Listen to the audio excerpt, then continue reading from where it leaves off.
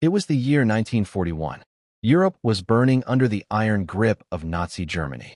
Hitler's forces were marching east, and on June 22nd, Operation Barbarossa was launched, the largest invasion in human history. Within weeks, the German army had pushed deep into Soviet territory. Their steel beasts, the Panther and Tiger tanks, crushed every defense in their path. The Red Army was collapsing.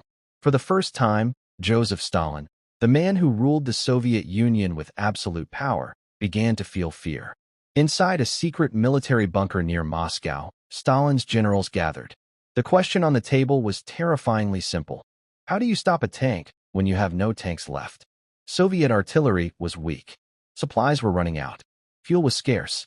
Desperation gave birth to one of the strangest and most disturbing weapons in military history: dogs trained to destroy tanks.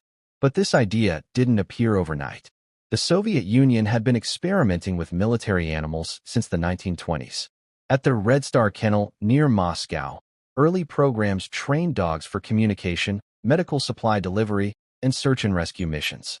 Yet as war loomed closer, Soviet scientists began to wonder, could dogs be turned into weapons?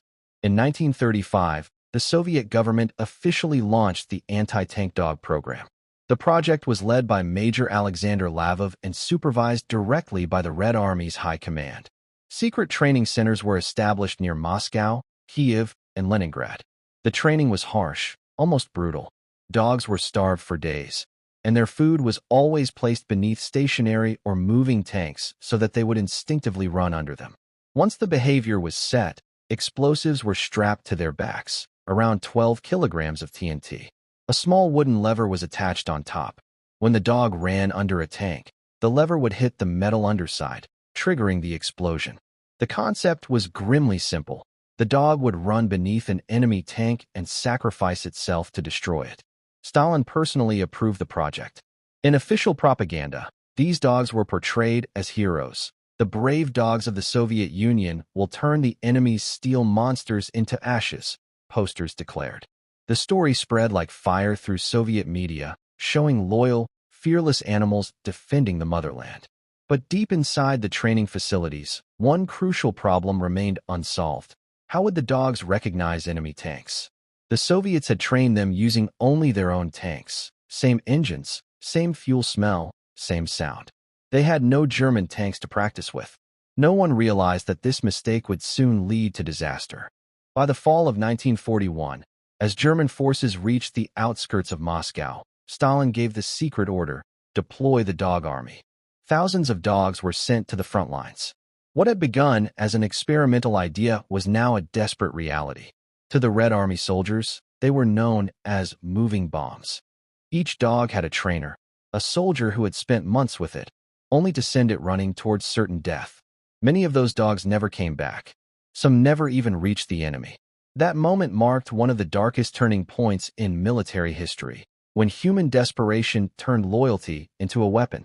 When Stalin's dog army finally entered the battlefield, the brutal truth of war shattered the theory behind it. In the early operations, specially trained dogs were deployed in small groups alongside infantry units. Each carried a backpack loaded with explosives and a simple wooden trigger. The trainer would point toward the approaching German tanks, release the dog, and hope it would run beneath the enemy armor. In training, it had worked perfectly. In real war, it turned into chaos. The dogs had been trained under Soviet tanks, using Soviet diesel. The smell, the sound, even the shape of those machines were burned into their instincts. But the German tanks were different. They smelled of gasoline. Their engines roared differently. Their silhouettes were unfamiliar. Confused and terrified by the deafening noise of battle, many dogs turned back, running toward the very Soviet lines that had sent them out. On several occasions, soldiers were forced to shoot their own dogs before they reached friendly tanks. Witnesses recalled the horror: men shouting, dogs running wildly, and explosions tearing through Soviet positions. What was meant to be a secret weapon had become a disaster on the field. Yet, amidst this chaos, there were moments when the plan worked. Soviet reports from the front, particularly from the Kursk, Smolensk, and Stalingrad fronts, claimed that anti-tank dogs managed to destroy dozens of German vehicles. Official wartime figures boasted that more than 300 enemy tanks were neutralized by these dogs between 1941 and 1943. However, later historians have questioned these numbers. Many believe they were inflated by wartime propaganda to maintain morale during the darkest years of the war. Even when the dogs succeeded, the cost was horrifying. Every success meant the death of a loyal animal, one that had been trained, cared for, and trusted its handler completely. There were no victors in those moments, only silence after the blast. As the war progressed, the Soviet army began to modernize its anti-tank weapons. From sticky grenades to rocket launchers like the Katyusha, the need for animal weapons declined. Reports from 1943 onward show that the dog army was gradually phased out. By 1944, the program was quietly discontinued. Some of the surviving trained dogs were reassigned to communication or medical units, while others were simply left behind on the battlefield, their fates unknown. In the years that followed, the Soviet Union rarely spoke of the project. It was a chapter buried beneath layers of secrecy and shame. Only after the war did documents surface, revealing how desperation had pushed one of the world's most powerful nations to weaponize its most loyal companion. Modern historians view the dog army not as an innovation, but as a tragic reflection of wartime despair, a weapon born not from strategy, but from fear. It showed how, when survival becomes the only goal, even loyalty and innocence can be sacrificed for victory. The anti-tank dog program remains one of the most haunting experiments in military history.